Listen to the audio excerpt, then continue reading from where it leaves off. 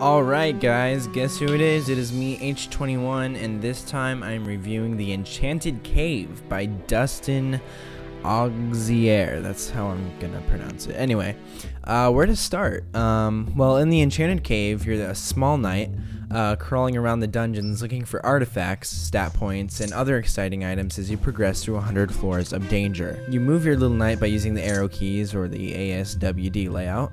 To fight enemies, all you have to do is walk into them. To get items, you do the same thing, just make contact.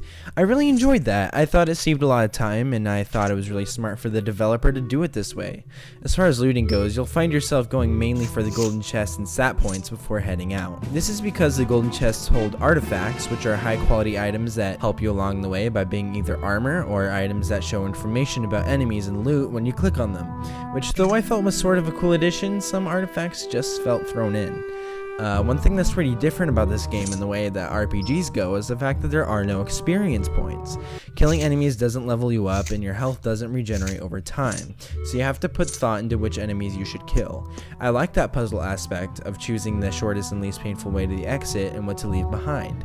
However, sometimes you'll get a handful of the toughest enemies in your pathway, which turned me off a little bit to the game. With these kinds of games, I only like the luck factor to play in the way of looting, not in the way of enemy placement.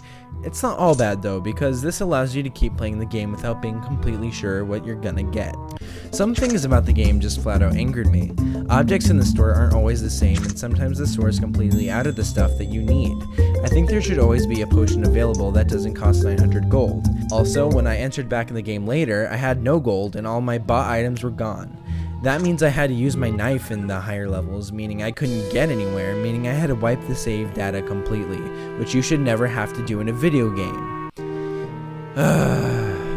Anyway, this game's story is basically just you, the knight, progressing through these levels of enemies. It would have been cool to have a beginning cutscene explaining why, but my best guess was that you're on some sort of virtuous mission to kill whatever's at the end of this thing.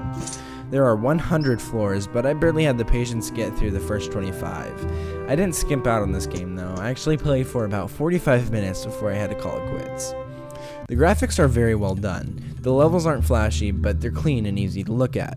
The fighting and looting animations were very nice, and those things added a very nice touch to the game. I kinda wish your knight changed his look when you put on different things, but that's just me. The music was, well, pretty good. Some tracks I could have passed on, but some tracks were actually pretty enjoyable to listen to.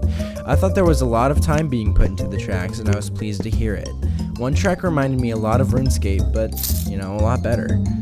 The game overall felt a little jumbled. Not rushed or anything, just disorganized.